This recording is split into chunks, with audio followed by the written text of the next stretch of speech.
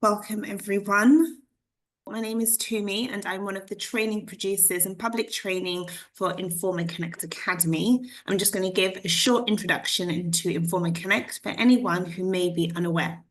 So Inform and Connect Academy comes under the umbrella of Informa, which is a grand, massive company that is all in specialized learning. With Inform and Connect Academy, though, we are global and we've been in the Middle East for over 30 years, and we do deliver training and in-house solutions for companies and organizations. We have been in regions all over the world, we've got offices all over the world, and indeed we are specialized in delivering public training in many verticals, including strategy and innovation. And so what we're really going to be doing today is discussing some of the challenges with innovation and why it is difficult for people to get buy-in within their organizations. I have with me here Rody Vonk, who has been a specialist in this field for over 20 years, and he's been within Africa, he's been within the Middle East and across Europe. And so without much ado, I hand over to Rody. Thanks, Rody. Thank you for joining us today. All right. Well, thanks for this introduction to me. Appreciate that. So yes, as Tumi mentioned, my name is Rody Vonk. I'm based in the Netherlands, in Europe, and I do a lot of sessions and trainings in collaboration with Informa Connect Academy, and a lot of the sessions are in the Middle East. So you can find me many times in Riyadh, in Dubai, Abu Dhabi. So been there quite a lot. So first of all, a warm welcome to all of you joining today's session. In a minute, I will share some slides to guide you through today's webinar. Just on a practical note, if you have any questions along the way, please note them down for yourselves. And towards the end of this webinar, we have time to answer your questions, because I will always do that at the end, because sometimes the questions that you may have might already be answered whilst we go through the webinar. So please write them down if you have any questions, then we can do Q&A at the end of this session. There will be two moments throughout this webinar where there will be interaction, where we'll ask you a question, and for that you can use the chat functionality of this Zoom session. So if you haven't found that yet on your Zoom application, it should be all the way at the bottom of your Zoom application. It should say chat, those two little talking clouds. And if you click on that, then that should open your chat functionality. So if you haven't found that yet, while I'm doing my introduction, maybe you can look it up. So when we have the interaction, you are good to go. All right, as mentioned, I will share some slides with you for today's session. So just double checking to me, are the slides showing okay? Just to make sure that we are all good. Yes, they are. All right, perfect. Thanks so much. All right, topic for today, the buy-in barrier, overcoming resistance to innovation. Let me first tell a little bit more about myself. I'm a speaker and trainer and facilitator on innovation, business creativity, and design thinking. So innovation, of course, being a very broad topic, but what I help companies and teams in organizations with is to learn clear step-by-step processes to get innovation done. So not just talk about it, but really get your hands dirty and do things. Another topic that is also part of innovation processes is creativity, and then related to business context. So how can you leverage the creativity of your team in the best possible way? And one of the processes that I'm really a big fan of for innovation is design thinking. So if you've never heard of that, design thinking, in short, is a process for innovation. All right, so having said that, I'm also author and co-author of a few books on innovation.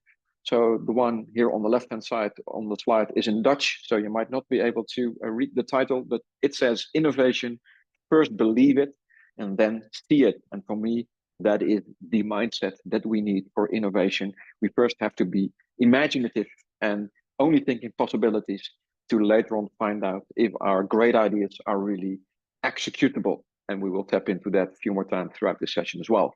Another book, Online Innovation. So how can you do everything that we normally do in in-person sessions How can you do that 100% online? So if you work with remote teams, this is the book to read.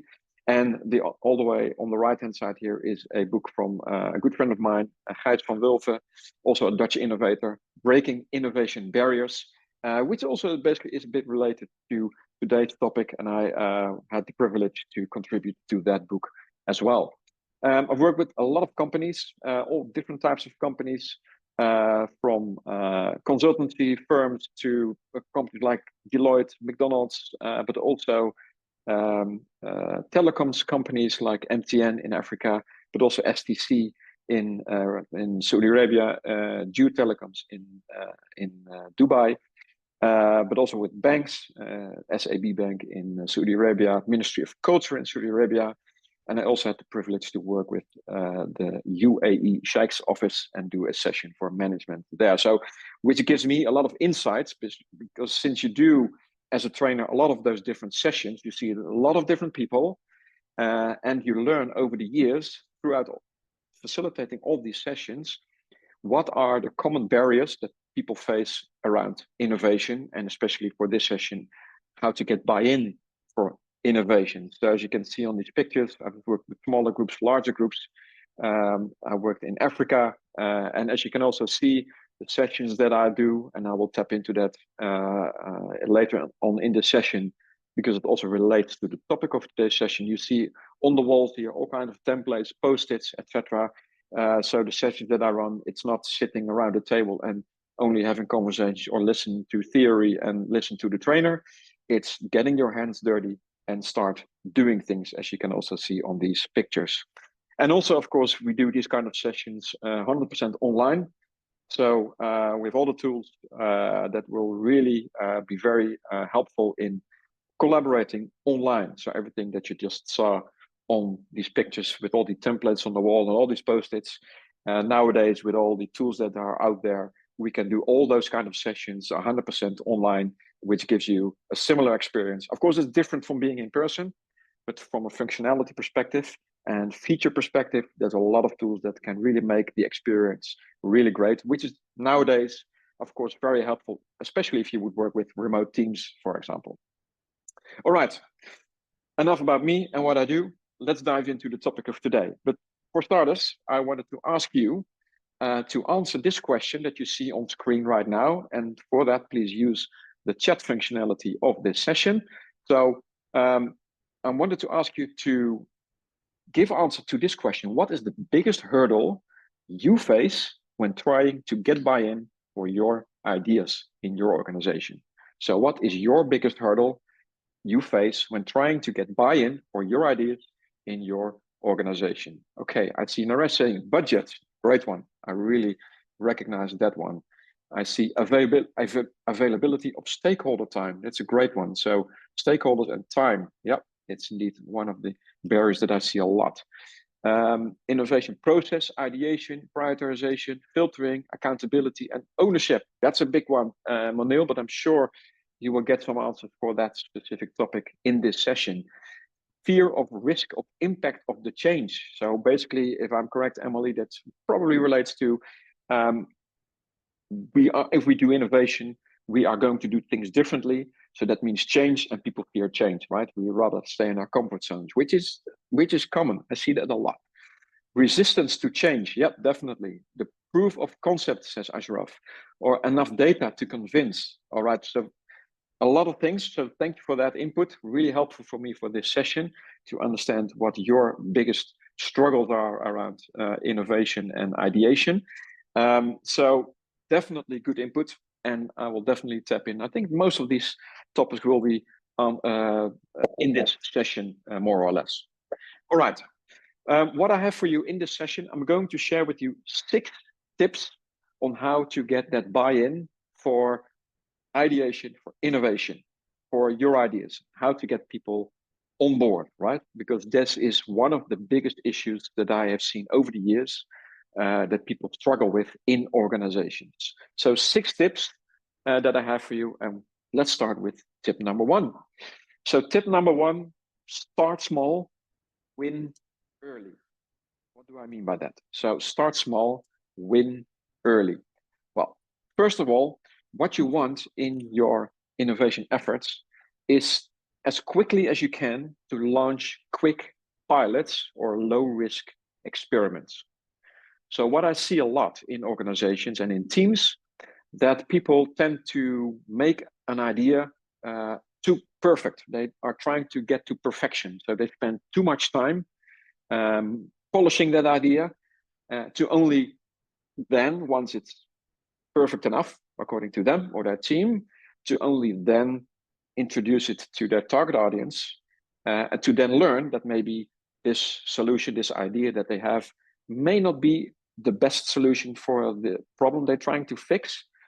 But the more time you spend on perfecting that idea, the harder it will become to get criticism once you go to the reality out there. And when your idea faces reality, that's always harsh. You always get feedback, things that don't work, that people dislike.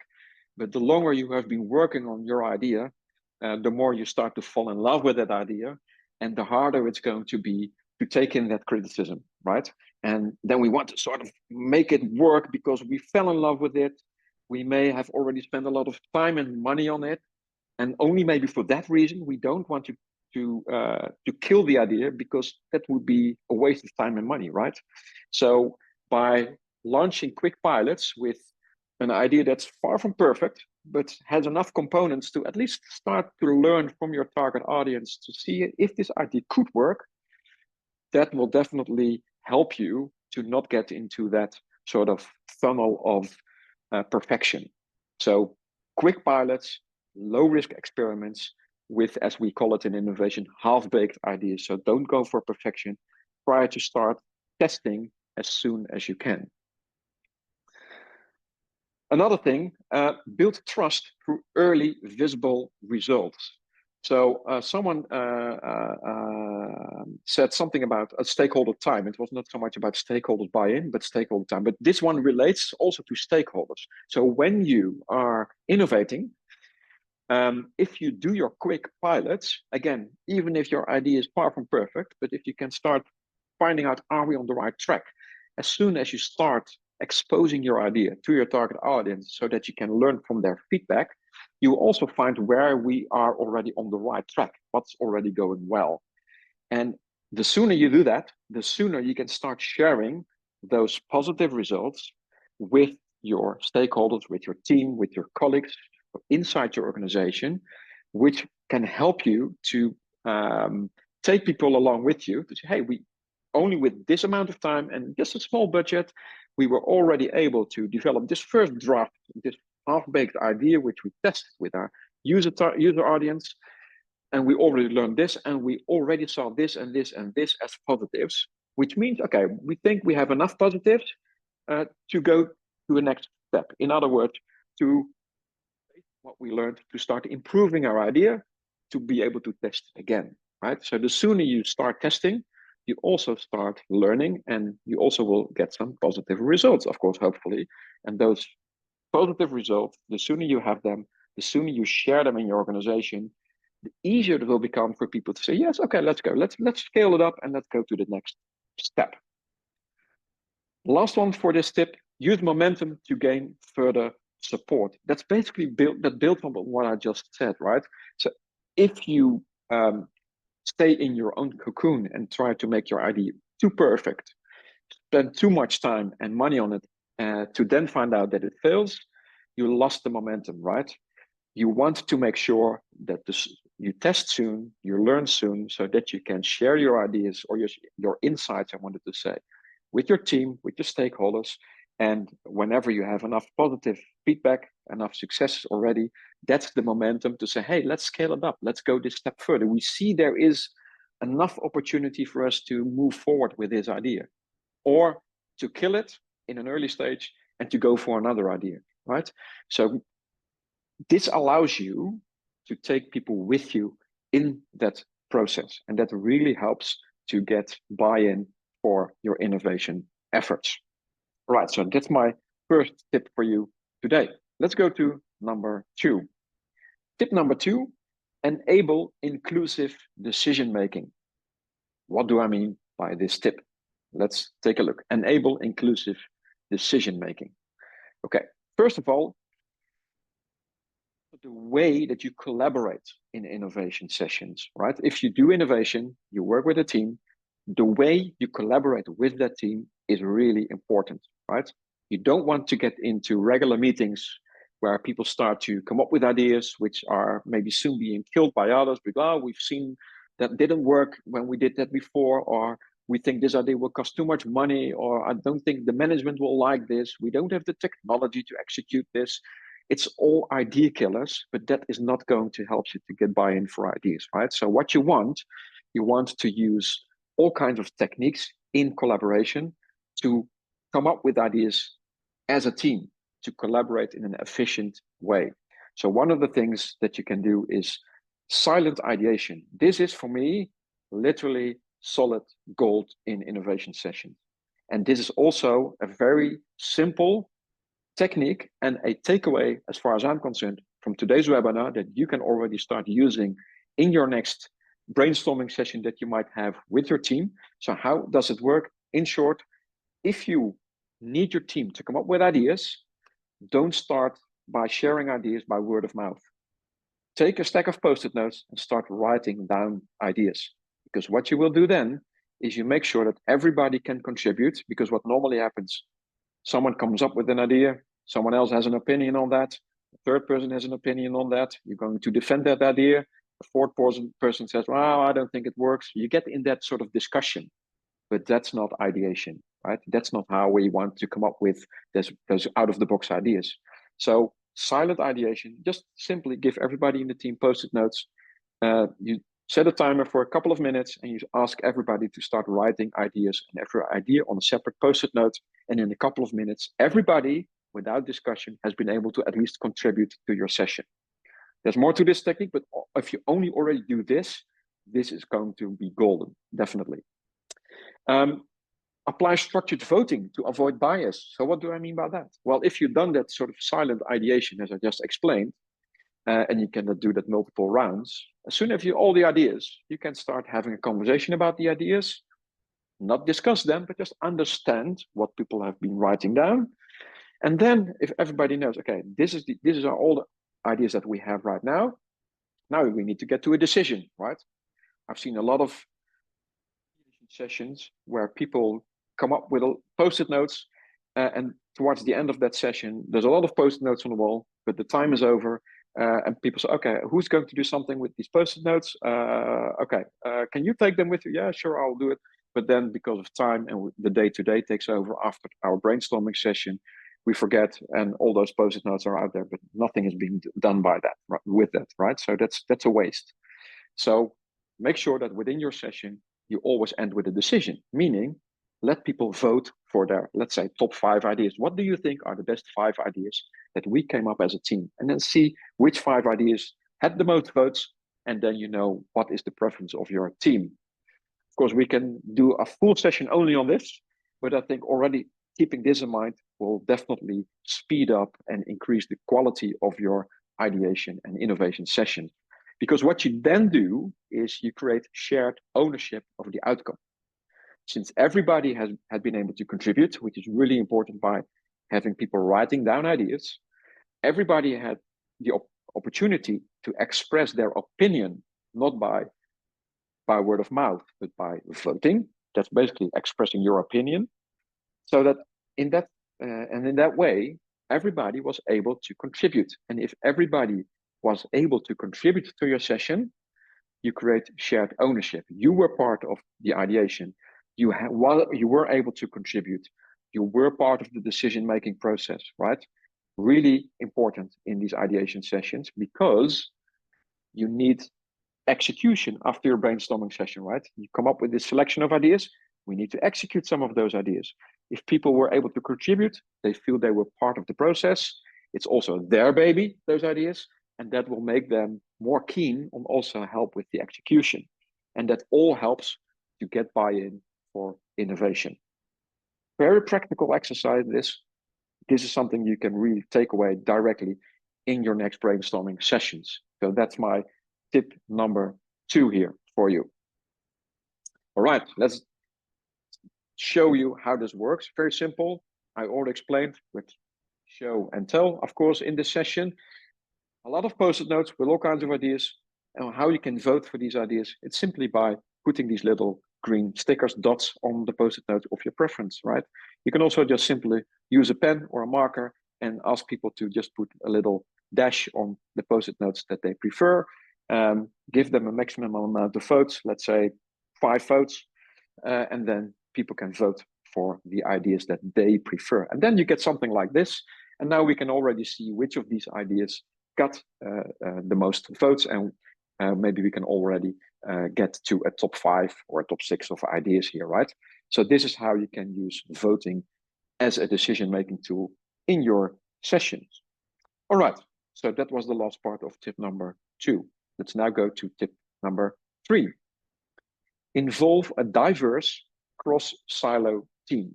So to get buy-in for innovation, it's really important to have a cross-silo diverse team. In some organizations, you see that people have an innovation department, right? And I don't say that doesn't work, but what you need to take into account, innovation should be something from the whole organization, right? You need a lot of people in your organization to get to execution of your ideas, right? So, for example, I have done a couple of years ago, I did a session here in the Netherlands for a candy company, so a company that creates candy. And they wanted to come up with new recipes for candy, right? So recipes that would be inclusive, meaning not every religion can eat all ingredients, right? So they wanted to come up with candies that had ingredients that everybody could eat. Simple example. That's what they were looking for. But for that, you need someone from research and development to research those recipes, right? You also need the people from sales because they are the ones that in the end need to sell that product to their customers. So you also need marketing for that. We also had someone who was a manager from one of their factories, because you also need to produce these new candies, right? So what does it mean for the whole factory and the machines maybe, or the etc.? How does that work? So you need a diverse team to make sure that everybody understands what we're doing, that they were all part of the process. They could give their input from their perspective, so that in the end, your chances are much higher to get a yes for the ideas that you come up with, right? If you don't involve the right people, if you don't have the right team, if you innovate sort of isolated, and only after a couple of months you go out there in your organization, we thought of this and we did this and we wanted to do this idea and execute this, then you will get all these people going, oh no, this is not going to work, because all insights that you have earlier in the process, so that you already could take that into account in developing your ideas, right? So very important. So include different departments from your organization right from the start. Also, decision makers, right? Because if you don't involve decision makers early in the process, I've seen this happening in reality, right? So decision makers say, hey, dear team, this is your innovation assignment, go for it and present back to us in 4 months from now. And after 4 months, this team is going to present to the decision makers. And then the decision makers go like, yeah, but it's not going to work because we don't have technology for that. Or from the vision that we have for our organization, this idea will never work, right? Okay, we would have liked to learn that throughout our innovation process, right? So what we would then do is, when there's a process that we also facilitate, which is a 4-month innovation process, we do 15 workshops throughout those 4 months. And in some of those workshops, we have the decision makers coming in. So not to overrule the innovation team, but to think with us. We were thinking of this. How do you see that from a company perspective, from the strategy perspective from the company? We involve them in ideation, and they are part of the decision-making process. Which ideas, just like what I just showed you by voting, would you go for as a management team, decision maker team, for example? So if you take them along in the process, then in the end, they can never say no to your ideas because they were partly part of the process, right? Very important. Leverage diverse perspectives for stronger ideas. So what do I mean by that? Well, basically what I mean by that is the more diverse your team is, the more different perspective you will get on the ideas that you will try to come up with, right? So the more different ideas will be at the table, the more interesting the ideas will be, right? This is how it works. So what we also sometimes do is involve people from outside of your organization. Very interesting. These people bring their own experience. They have a very fresh perspective on the topic that you're trying to solve, that you're ideating on, that you're innovating on. And they can bring in their fresh perspectives, which can be an eye-opener, right? Because we all have blinders, right? We have our blind spots as well, because we are in our own organization, in our own team on a day-to-day basis. So bringing in those fresh perspectives from the outside is really golden in innovation processes. And then you get different perspectives and you can build upon each other's ideas to make your ideas even better. So let's do a little exercise to experience this a little bit. All right. So again, for this one, please use the chat functionality from the Zoom session again. Very simple exercise, and I will give you some more context after this exercise. I'm going to show you a picture on the screen, and I want you to type in within just a few seconds the first thing that comes to mind when you see this picture. That can be a word, that can be a complete concept, no worries. Anything is fine, a sentence, whatever. So you see the picture, and whatever comes to mind in just a few seconds, please write it down in the chat. That's it, right? Simple enough, I think, right? Okay, let's do it. Okay, here comes the first picture. What comes to mind when you see this picture? Please use the chat for that. And I'm just curious what comes to your mind when you see this picture. I see fish. I see shocked. Yes, definitely. So what else comes to mind? So please use the chat. Surprise. Yes, definitely. Hungry frog. Okay. Shock paralysis. Yeah, definitely. Yeah. I also always see in this picture something that maybe something you can put on your desk to put your pens in, right? That could also be something that comes to mind. Okay. What else do I see? Animal camouflaged with surroundings. Yep. Shock in new environment. Yep, definitely. Very good. Okay, we do another one. Same drill. What do you think when you see the next picture? Here we go. So what comes to mind when you see this picture? Tangle. Yep. What else? Chaos. Yep, definitely. Fun. Oops. Yep. Hazard. Yep, definitely. A problem. Innovation. Innovative signboard. Yes, definitely. Very good one. Like that one, Dinesh. Thank you very much. Alternative solution. Yeah, maybe it's an alternative for bike barking, maybe, right? Yeah, interesting, interesting. So very good. Okay, we do the last one. Last one. Here we go. What do you think when you see this picture? Please type it in the chat. What comes to mind when you see this picture?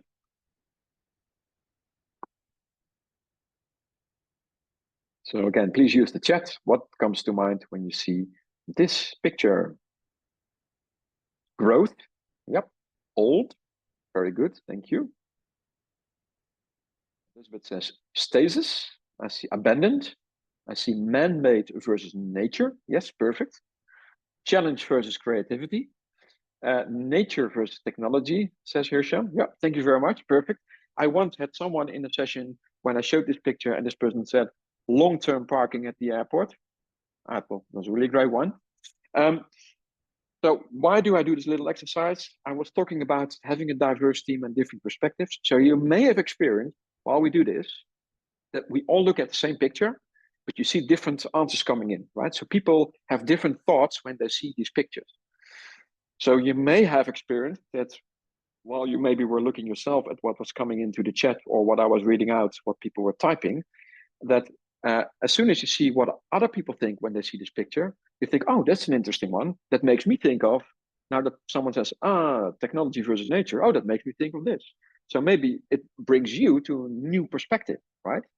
So let's say that these pictures that I show you are a metaphor for the problem that we would be trying to solve as a team. Let's say we were all working in one organization, we were trying to solve a problem, and we all look at the problem from a different perspective, right? So what I wanted to show you with this little exercise is, as soon as I come up with an idea that I have how we could solve this challenge, that might inspire you because you have never looked at that problem from that perspective. And that triggers a new idea in your brain, which is completely new because you never thought from this perspective related to this problem. And then you come up with an idea and a third person says, that's an interesting thought that makes me think of. And then you start to build upon each other's ideas. So what is the key message here? You don't want to kill each other's ideas, and you don't want to, or you probably will not have the best idea yet if you start your brainstorm. But the more you share, the more opportunity you allow other people in the team to become inspired, right? So you want to inspire each other by your ideas, even if you think this is a really bad idea, but it can spark another idea in someone else's brain who comes up with a better idea, and that can spark another idea in someone else's brain that's an even more better idea, right? And that's what you want in ideation session, which is the fundamentals for a good innovation process. You want to spark the ideas in each other's brains, build upon each other's ideas, and then you will see that you will get to those out of the box, those really new ideas. But as soon as you start already by the first idea saying, I don't think this is going to work. No, I don't think we have the money for that. That will suck the energy out of your brainstorming session and out of your innovation process, right? So that's really key in innovation and creativity processes. Right, so thanks for joining in this little exercise. Okay, let's go to tip number 4. Speed up with artificial intelligence. Of course, nowadays, we can't not talk about AI, right? It's, of course, booming. It's growing bigger and bigger. We all don't know yet where exactly this will go, but it's definitely, as I use it, a great help in all kinds of work that we do and also in innovation processes. So let me give you a few insights on how, in this also in the trainings that I deliver, how we can use AI to speed up our innovation processes. So first of all, you can use AI tools to accelerate idea generation. So as we just did with the exercise with the pictures and what I explained about inspiring each other, how I see AI as a tool for, let's say, ideation sessions, so I see it as an extra team member, right? So we can start ideating with each other, come up with ideas, but what if we would ask a tool like ChatGPT or similar tools, what if we would type in our problem that we're trying to solve and ask the AI tool to come up with ideas for us, right? And it probably will maybe also may not come up with the best solutions yet, but again, it's also an extra team member that may look from a different perspective to our problem, comes up with, let's say we ask it to come up with 20 ideas, maybe 15 ideas we don't think are best ideas, but they may spark new ideas in our brains, right? Because this AI tool may come up with a different perspective to our problem. And that's also how I've seen it work in innovation process. So as an extra team member that you can just simply ask the question or that you can give the problem to and ask it to come up with possible solutions. Leverage AI to better understand the challenge and users, right? So, for example, a tool like Perplexity is very good in research and come up with sources. So resources, right? So let's say we wanted to learn more about the problem that we're trying to solve in our organization, and we want to see if there are maybe reports out there that we are not aware of, but that can sort of help us to better understand the problem that we're trying to solve. There might be all kinds of reports, research out there that we're not aware of, but that can help us understand it better.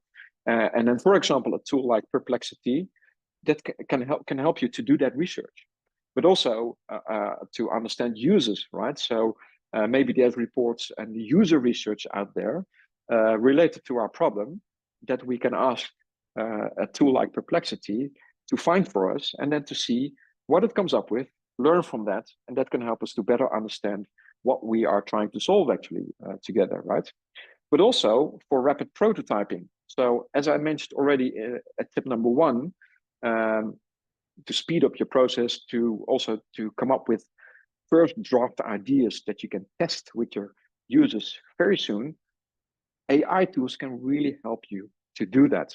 So especially when you're working on digital solutions, let's say you were developing a new app, for example, AI tools can develop your app for you in maybe minutes, or let's say a couple of hours instead of days, right? So you can really speed up all those kind of processes. So for example, in prototyping, to pinpoint that, you can still do it very quick with just, as you see on these pictures, create prototypes with just post-it notes, just drawing can also already be enough to show to people what your first idea is, to get some responses to it. But as you see on the bottom right on this slide, there's also digital tools. If you wanted to, for example, create an app, you can simply scan your drawing and the app can transfer that directly into a layout, a digital layout from an app screen, for example, and it can even create already a sort of working app in minutes, right? So, and of course, there's so many tools out there. These developments go so far. If you want to prototype, there probably is some sort of tool that can help you to execute that, right? So a lot of AI there. But also what you see here on the picture is a screenshot from the Dutch version of ChatGPT. Ask questions, right? Ask it to do research for you. Give it a role. Pretend that ChatGPT is your user, so describe your user, and then let's say we have already a sort of short written outline of the idea that we're working on. Just give it to ChatGPT and say, okay, pretend you are this and this type of user. This is our first draft idea. Please give us your responses. What do you think of this idea? Or ask questions about it, right? So you can literally role play that with a tool like ChatGPT to start learning already, right? Very early stage. But also what we do a lot in our innovation sessions, especially if we work in online sessions, we use online collaboration platforms. I really love this tool, which you see on screen, that is called Miro. It's basically an infinite digital whiteboard, and you can put post-its, text, videos, PDF files, all that stuff you can put on the board. But what's great about this tool is if you would, instead of writing post-it notes with a marker on a physical post-it note, if you would do it in this tool, then later on, AI can help you to categorize all your ideas. It can even summarize your ideas by using AI, which is integrated in this tool. So also throughout your innovation process, you can leverage AI, which speeds up your process. All right, so next one, tip number 5. So we're almost down to 6, just 2 more, and then we will get to almost to the Q&A. So tip number 5, facilitate better workshops. I already mentioned something about collaboration, right? It's really key how you collaborate in innovation sessions. What do I mean by that? Do innovation sessions, ideation sessions, do it in a proper way, right? So don't go for your regular meetings. Design workshops with clear goals and a clear flow and a clear process. And I will tap into that a little bit further in a minute. Use strong facilitation to keep you focused and keep the energy up in a session, right? So that's basically my role if I help organizations to innovate. I'll be the facilitator, so the team can focus on their expertise. They don't have to worry about timings, about the process, what to do next. That's my task, which allows the team to make maximum use of their expertise to focus on the content instead of the process. And another one, ensure all participants contribute meaningfully, right? And that relates to what we already discussed before, allowing everybody to contribute. And as a facilitator in these kind of sessions, I make sure that people can contribute. And if there's people sort of maybe having a loud voice and are tending to take over the session, I can be the facilitator. Hey guys, let's go back to the topic. Or hey, you've said a lot already, of course, in a nice and positive way. And let's also allow this person or this person to contribute, right? So that's my role, so that the energy stays in the session and that we will achieve the goal that we have for that specific session within the time that we have. Really important, stay within time. So that's about facilitation. And this is how what sessions will look like, right? When we do our trainings so the trainings that we offer with the Informa Connect Academy, this is what you will get, right? As I mentioned earlier in the session, also, it's not just sitting around a table and listening to theory.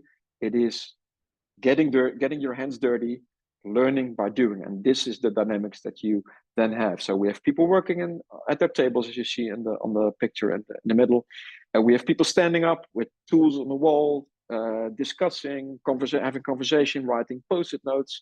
So all the sessions that we facilitate are a mix of sitting around the table, having conversations, or do that silent ideation, as I just explained. And maybe half an hour later, people are again standing up, working with a tool that we have poster-sized format on the wall, putting the sticky notes up, being in great conversations, etc. So really energetic and dynamic sessions. Last tip that I have for you is use a clear process. So getting buy-in for innovation means having a clear process, right? A clear process which will guide a team through step by step is really key in getting buy-in for innovation. So apply structured methods like design thinking, right? I mentioned it already at the start also in this session.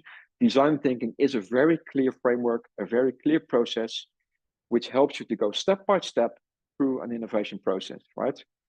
Innovation might feel overwhelming for some people, but if you have a very clear step-by-step process, so we take small steps, one after another, and step by step, we're working our way towards outcomes, right? I always say, if you trust such a process, you will get to the objective, the outcomes that you are looking for, guaranteed. So guide teams step by step from idea to action. That's basically what I do as a trainer, as a facilitator, to help teams to learn that. How do you do that? What process can we use? How does it work? What are the tools that we can use? What kind of tools and techniques do we use in each of the steps of this process? So, right, that's what we basically learn people so that they can do it either themselves or that they at least understand how it could work for their organization. So having that clear process will definitely provide clarity to reduce uncertainty and delay. So what I mean by that is, if you have a clear process, you will be able to say to people internally, maybe your stakeholders, maybe your managers, your decision makers in your organization, you can say, hey, this is how the process works.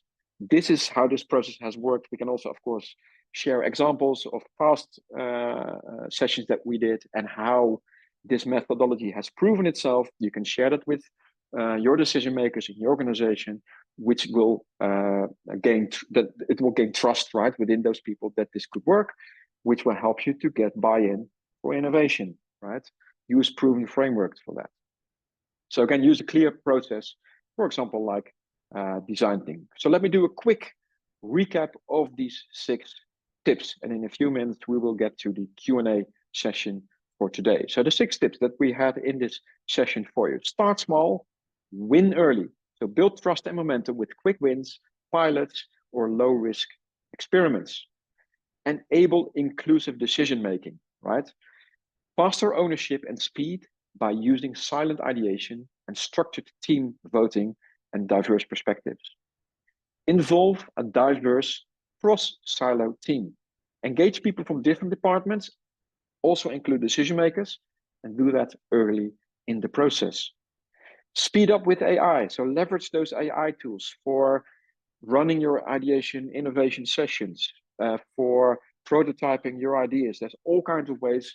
Your creativity on how to leverage these AI tools is the only limitation, right? If you have an idea on how you could maybe use some sort of AI tool to help you in your process, there is probably some AI tool out there that will help you do that. It's just a matter of doing some research and find that specific tool. You can even ask a tool like ChatGPT to find those tools for you, right? So be creative in that. Facilitate better workshops. Skilled facilitation unlocks creativity, keeps momentum, and ensures inclusive output. And as I said before, that will help you to get buy-in for innovation. And the last tip that we had, use a clear process. So follow a structured method like design thinking to guide the team from idea to action.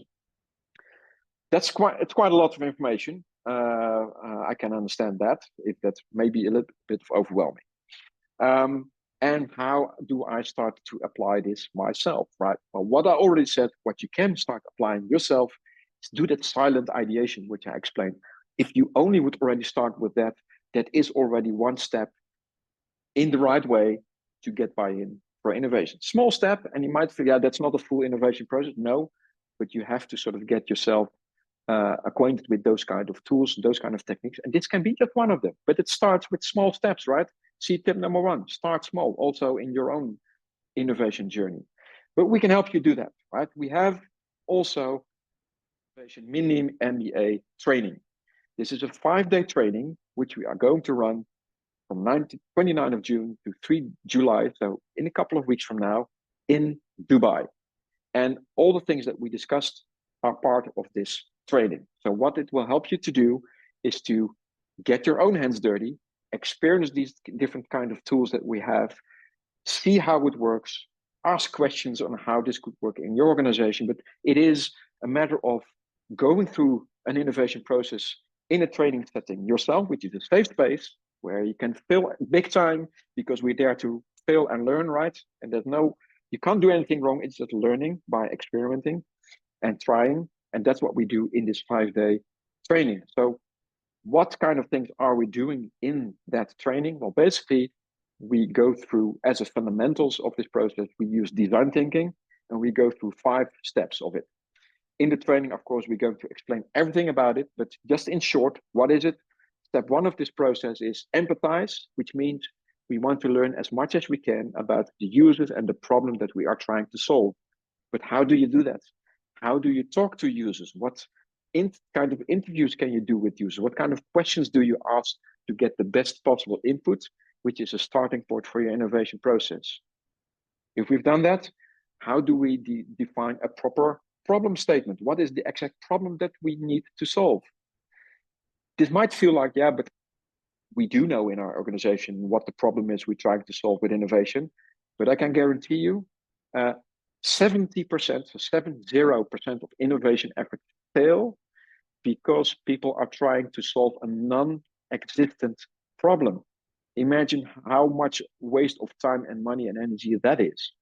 So diving into what the problem actually is we need to solve is key. That's really key, but overlooked a lot of times. If you do that properly, you already outrun a lot of other people doing innovation.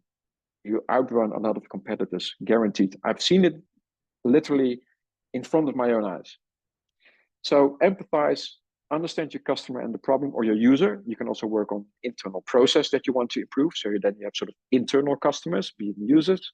Define the problem to then learn how to do proper ideation, how to do proper brainstorming sessions. How does this silent ideation work? How do I properly do voting? How does it work? What other tools can we use? Other techniques can we use to come up with those out-of-the-box ideas, to make decisions, to get buy-in for the ideas? To experience that yourself is really golden as far as I'm concerned. Once you've done that and we've selected ideas, you're going to prototype your own idea. And we are also looking into how to bring this idea back to the business, right? Because we can have a great idea, but at some point, we want to make a business case out of this, right? Also, if you would work on an internal process in your organization, learning how to sort of make it into a business model, meaning how maybe this process can save us money if we make this process more efficient, is also a way of sort of a business model, right? If we've done that, we're going to look into how to test your ideas, right? And in this 5-day training, we do that by doing a pitch in front of the group, because testing is showing your idea to people, getting feedback. But how do you do that in a proper way? On the one hand, how do you do your proper pitch? And on the other hand, how do you do proper feedback? How can you give and receive proper feedback on your ideas to learn? So that's what we do in this 5-day training. So as you can see, a lot to it, but this is sort of the overall outline of this innovation mini MBA. So again, we've seen these pictures before, but these are the kind of things that you will be doing. You will be working in smaller groups. You can bring your own topic if you want that you want to work on. I can give you a case study if you don't have a specific topic, but you just want to learn and focus on the process. It's all possible. So no worries about that. If you don't have a specific issue or problem for your organization, but still want to experience how the process works for innovation, you're more than welcome to join us. If you're in a commercial organization, if you're in a non-profit organization, it works for everyone that wants to do innovation. What previous participants have been saying about these trainings, one person said great interaction and training delivery. It was engaging and energizing. And that's what I mentioned before. It's not just digesting theory, it's learning by doing. Someone said, I have now the tools to bring innovation further into our organization. So it really helped the person to get things going instead of just talking about innovation. And someone once said, this was one of the best trainings for ages with useful insights and methods for rapid prototyping. Highly recommendable. And I can guarantee I didn't make these reviews up. These are literally written reviews from people that we did evaluations with after previous trainings. So this is what you may experience yourself as well. All right. A lot of talking from my end. I hope you really enjoyed this webinar. Stay around because now we have room for Q&A. So anything about the topic of buy-in, one of the tips that I gave you, or about this innovation mini MBA training that's coming up, please feel free to use the chat or unmute yourself and ask the question. So anyone with a question? Thank you so much, Rody, so much that you've shared. I made a few notes while we wait for some questions. Discussion isn't ideation. I think that was a really big takeaway. And that's a big barrier that you can just get caught up in discussion and all of these things and all the problems, but that's actually not creating your ideas or actually going forward with it. I liked what you said about having a diverse team in terms of working with maybe people that you don't normally work with, but also bringing people in that actually see things differently than your department would see it. That's really good. Taking people along, diversity, and then the voting. I think that's a really good way just to close and move on to action, voting. So those are some really good points. So we've got a question in the chat, and it said, what are the best tactics or approaches in FMCG industry to accelerate the cycle of turning an idea into a tangible product? Great question. I'm just reading with you. So what are the best tactics approach in FMCG? So for people who don't know, that's fast moving consumer goods. So one of the examples was that candy company that is mentioned. It's also a fast moving consumer good, actually, to accelerate the cycle of turning an idea to a tangible product. I think the answer to that is basically, I could basically say, okay, a lot of things that we shared here in this session will help you do that. But the main thing for this is if you, and I'm hoping that I'm spot on in answering your question, Azraf. If not, just let us know and we can always jump on a call later on. But having that clear process, that really speeds up innovation, because what it does, it prevents you from going around in endless discussions. I have seen people using a step-by-step process and literally speed up their innovation efforts. I literally have someone in the session recently that said, okay, I had been in an innovation process for 7 months, we sort of got stuck, and he went to this similar training as I just explained, 5 days, and 2 months later, I called this team up and said, hey, how did you go with what you learned? What did you experience? And this person literally said, I've been working on this in this innovation process for 7 months, but now that I have these tools and techniques, in 2 months, we've done 10 times more than that we've done over the past 7 months. So literally having that clear process with the tools and techniques with that is going to speed up that whole process. And that's, I think, especially in fast moving consumer goods, the word fast already says it, you need to be fast, right? And a process like that will really help. Is there something better than brain swarming technique for new ideas generation? There's a lot of techniques to it. We could do a whole session on that. So that's a good question. But with your respect, let's see if there's other questions as well from anyone. But in the training that I just explained, we will go into a lot more techniques to come up with much more and many more ideas. Okay, thank you, Rody. I've got a question here that's sent to me, and it says, "What skills should team focus on developing to become better innovators?" So maybe this is for like a team lead or someone that's responsible for innovation, because they're building up or trying to Yeah, develop culture within a team. What skills would you highlight that needs to be developed? great question, because there's research on that. One of the organizations that researches exactly this is the World Economic Forum. They research this every 2 years amongst big companies worldwide and ask them what are the type of skills that they think their workforce should develop. And I know that in their top 5, every 2 years, again, is creative thinking Yeah. and complex problem solving skill. Key, really key, especially nowadays, the faster the world is changing with AI, technology, etc. One of the key things, number one, actually, top skills to develop, it's literally coming out of that research, it's creative thinking. To be able to navigate quickly, we see new problems, how can we quickly come up with new ideas, and then all the things that we discussed in this webinar, really key. So creative thinking, number one, not that that's me saying, it's that research showing over and over again. Thank you so much. Thank you so much. I'd love to take more questions. I'm mindful of time. Trying to think. I think I might wrap up. And so, because you've given us a lot of information. So Rody, just on behalf of everyone, I just want to say thank you so much. The content has been really excellent, really fast paced. For those of you interested in the course that he so wonderfully explained and gave some kind of key insight into what would be more studied and discussed, a QR code has been dropped into the chat. So you just need to scroll up just a few responses to see it. Also, all of this, the recording, information on how to contact us to get the brochure for course information will be sent to you directly after this course has gone by. So guys, if you can maybe put one word in the chat before we close off to say how this session has been for you, a word, an emoji. It's been super interactive and engaging. I've definitely taken a few things away. That would be really great from you. So yeah, let's see any responses. Thank you, Emily.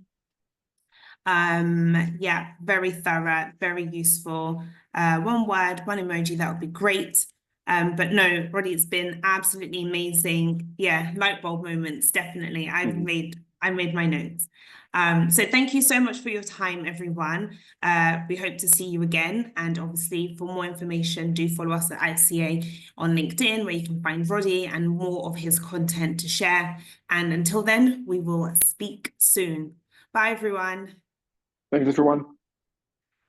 What if you and your team can be even more informed, competitive, accomplished, even more successful, with programs designed to inspire and empower everyone to become even more? Introducing Informa Connect Academy. With hundreds of global, digital, and in-person training courses led by world-renowned industry experts, reimagining learning experiences for even more unlocked potential. Informa Connect Academy, available at informaconnect.com/academy.